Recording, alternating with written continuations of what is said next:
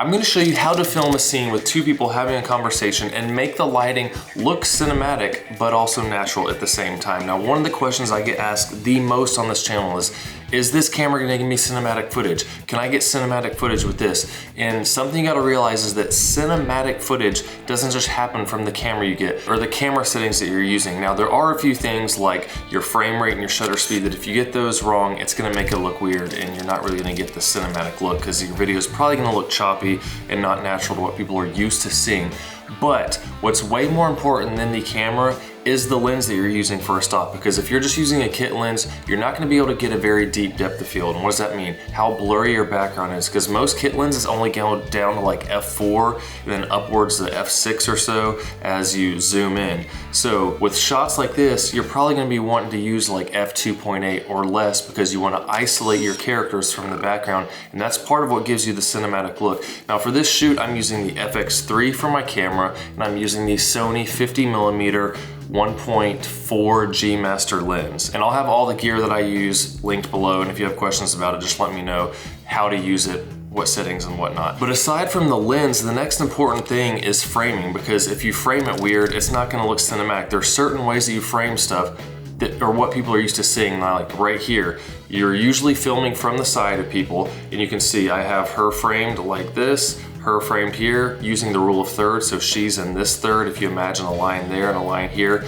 they're both in the thirds. I have another video explaining a rule of thirds in depth that'll help you out if you don't know what I'm talking about, as well as examples of how to use it various ways. But then from the other angle, we have the same thing. So we have her in this third and her in this third, and there's depth to it because she's in focus. Whoever's talking is typically who you have in focus. So she's in focus here, she's blurry, the background's blurry behind her. Same here, we have foreground element, her, background element, and she's isolated from it. So the lens will make a big difference. The framing is also gonna make a very big difference, but the biggest difference of all is going to be lighting. Because if I just shot this with the overhead lights in the house, you're gonna have dark circles under people's eyes. Everything's gonna be lit the same. I have lots of videos showing what happens when you just use one simple light like this versus just using the house lights that look terrible. So a lot of times you wanna start with no lights, set up the lights you want, and then start turning on other lights and placing things to see how you want them. But in this setup, we just have two lights and then some house lights on to get this cinematic look. Now, one other thing is camera placement. So I already showed how we have them in the thirds, but we're filming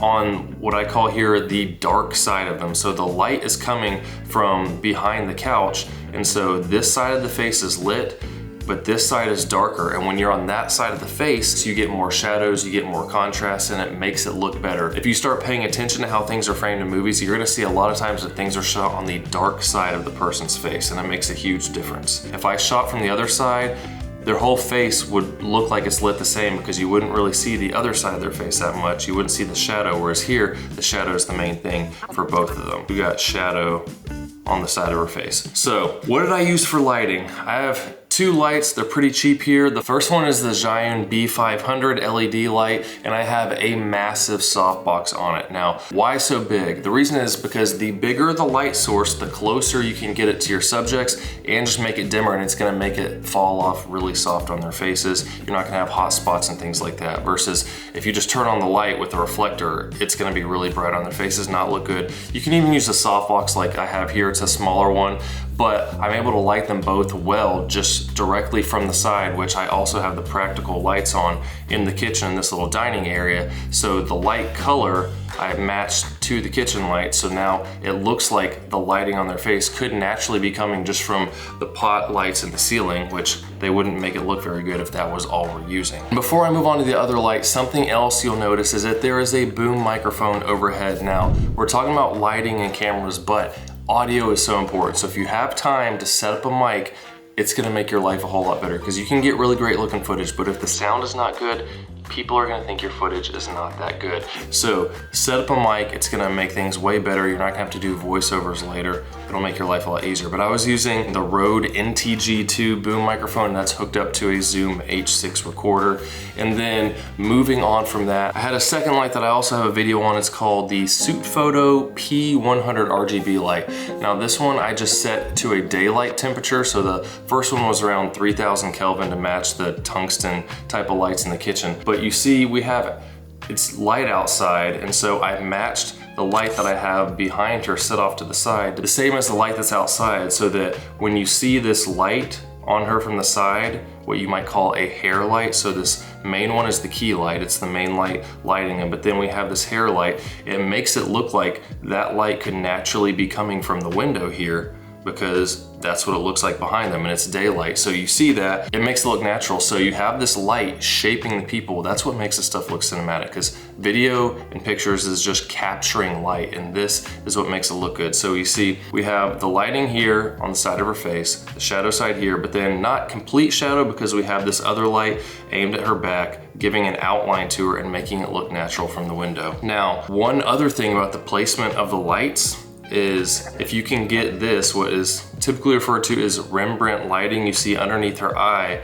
we have a little light triangle here. So that's because of the angle of the light coming in. It casts a shadow on the side of the face, but a little bit's able to make it through here from the nose, and it creates this triangle shadow there. And I just made tiny adjustments with the lights when I film one side. So I got the light set up like you can see here. It's angled a little bit towards her. It's not directly to the side of both of them, because then it would be all shadow on one side of the face. So I had it shining a little bit of an angle so we could get this Rembrandt lighting, the light behind her lighting up like that. And that key light is also lighting up the back of her some because of where I put it, so that gives a little bit of contrast to her. It's not just all dark hair there. So you've got like light, dark, and it works out pretty well. We moved to the other side here. All I did was move the light from kind of right here to a little bit behind her. So once again, we have a little bit of that tungsten light lighting her up. And now we even see from this angle, this is the natural light from the window shades coming in. So we have what looks practical and real on her, because it is. But then from this side, we have the same thing.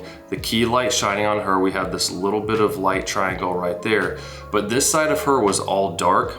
And so I set up that same second suit photo light with the softbox on it right next to this post, and it's shining over on her head. And so now, since we see this window here with that same daylight, that makes it seem like a practical light that is lighting her hair like this. So we have the yellow and blue, which are opposites of each other when you're looking at color wheels. And we have the yellow over here, and then on the other side, we have as the hair light, the blue daylight coming through. Now, initially I had the light on in this room back here, and it was kind of yellow like this one because I didn't like how dark it was in there.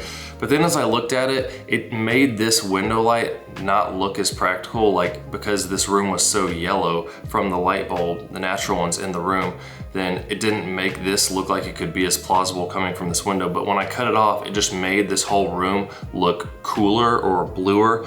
And so then we have that contrast of yellow, blue behind her, and then that blue light motivating it here. And that is really all it takes. We had one establishing shot as we first started the scene, but then the whole rest of it just takes place just like this. The two of them having a conversation back and forth, and that is the simple way to use two lights to light your scenes. Ways to set them up so that it looks natural, looks motivated, as in this is motivated.